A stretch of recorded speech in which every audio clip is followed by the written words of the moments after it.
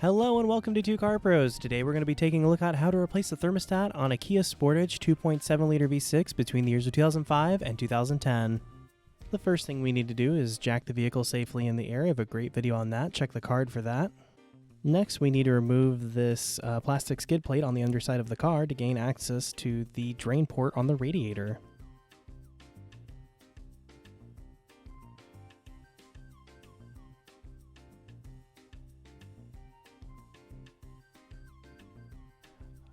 A quick warning before we start working on any kind of engine coolant system, make sure the engine is cool. You can make sure of this by squeezing the upper radiator hose. If it gives way and is cool to the touch, then your engine is cool. Do not open your engine coolant system while it is under pressure.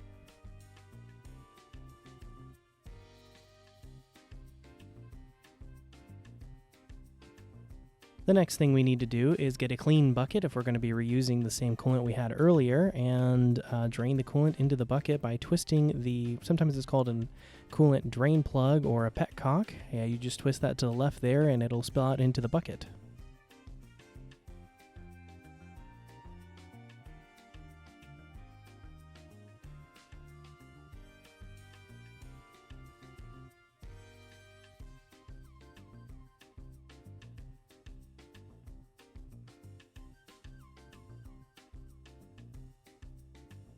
This is what it should look like when it is draining correctly out of the coolant drain plug. This is so it's controllable and doesn't get everywhere, because coolant is technically a environmental hazard. Next, we're going to remove the radiator cap so the coolant flows out more quickly. When coolant has stopped flowing out of the coolant drain valve, go ahead and shut it again.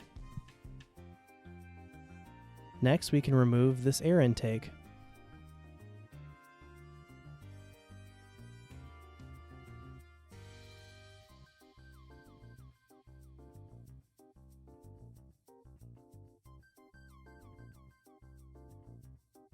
Next, we can remove this plastic engine valance cover piece.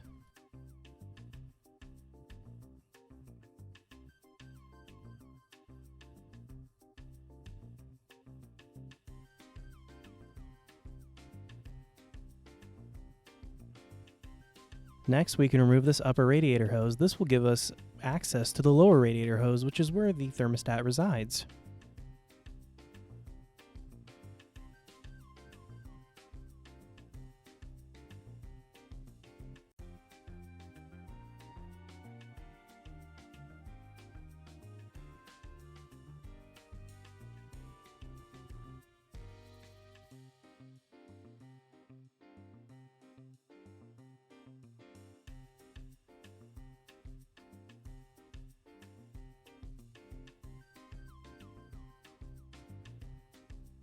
Now we can remove the lower radiator hose. If you're wondering what tool I'm using here, it is a hose clamp removal tool. I'll have a link in the description to one on Amazon. However, you can use a nice steady pair of channel locks and it'll work just the same. This is just a little bit easier and safer.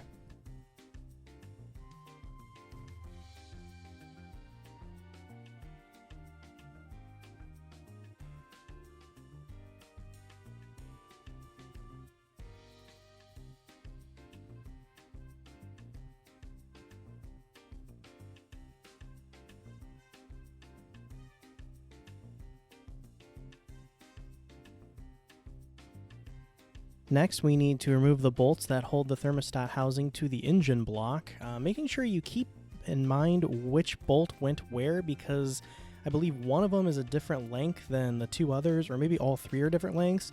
Just keep in mind whichever bolt you remove from whatever hole to put it back in the same hole when you're replacing it.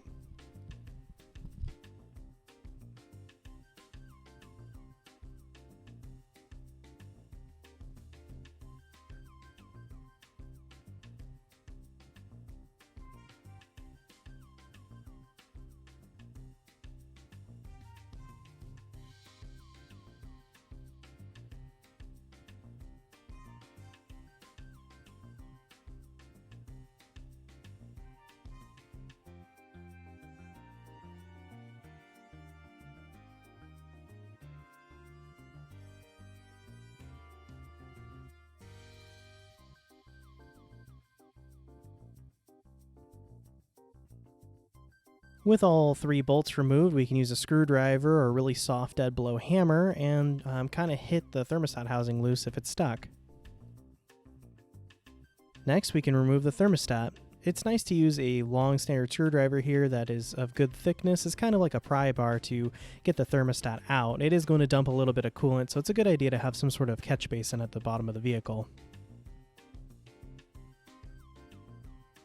When you remove your thermostat, go ahead and inspect it for any kind of failures or faults or powder or anything corrosive you've noticed. Make sure that the gasket is in good condition and that all of it comes out with the thermostat. Make sure you're not leaving any extra gasket when you put the new one on. Next, we need to clean the mating surface between the thermostat housing gasket and the engine block. Now we can grab our new thermostat, making sure that the bleeder hole is at the top of the thermostat here. I just pointed to it there. That needs to go up, and then we can install it just like this.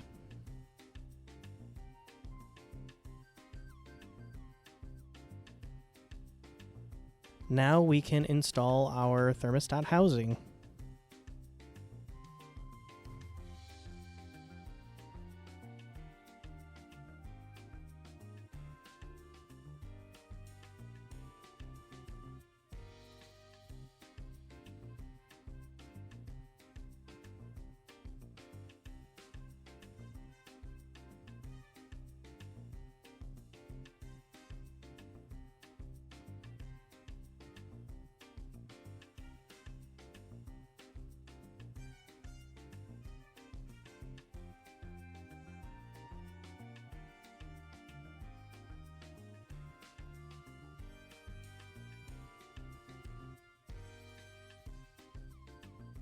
Now we can reinstall our bolts that were removed earlier, making sure that each bolt goes back into its original home, and you're going to tighten those to 14 foot-pounds.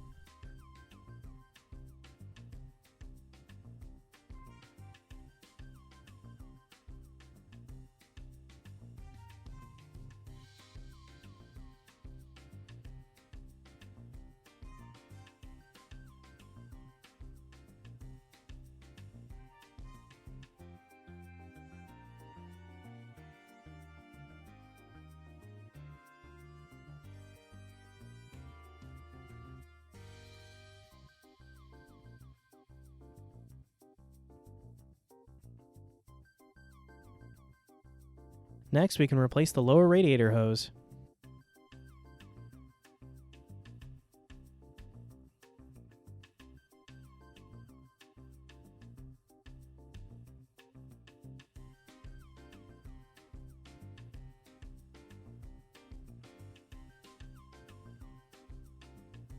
Now we can replace the upper radiator hose.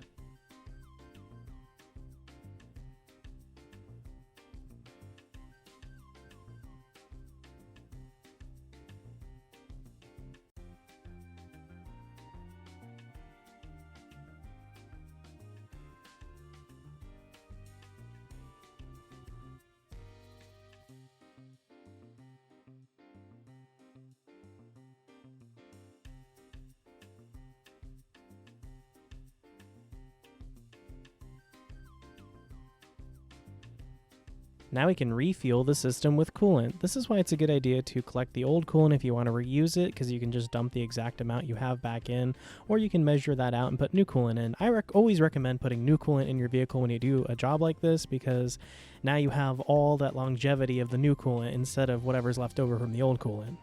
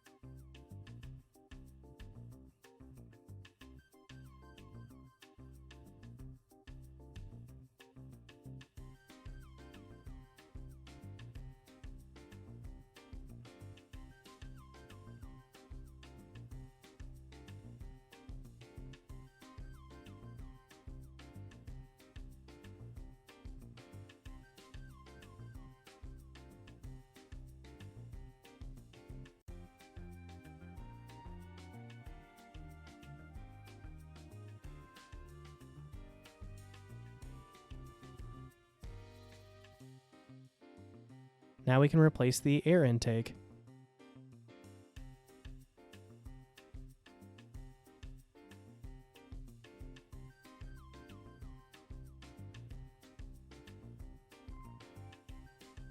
Now we can replace the plastic skid plate.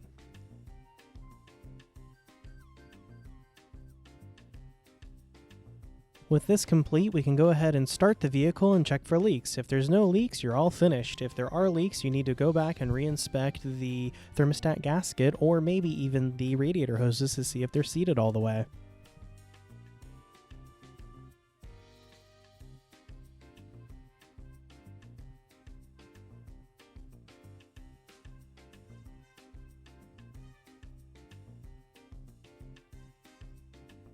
If you have any questions, please feel free to visit 2carpros.com, where our online automotive experts are standing by ready to help for free 24/7. Thank you so much, subscribe, and we'll see you next time.